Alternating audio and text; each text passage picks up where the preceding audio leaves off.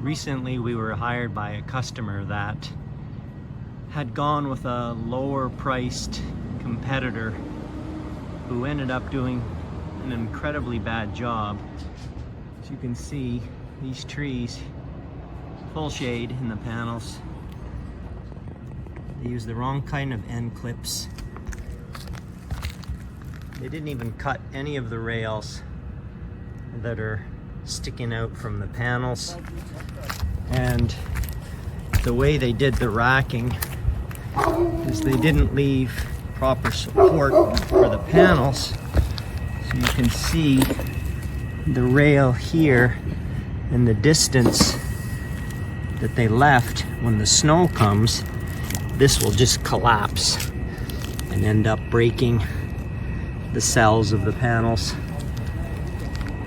Be careful. Low price typically means they don't know what they're doing. So the rails are supposed to be straight, and of course this and they didn't tighten them. And then you come across to this rail.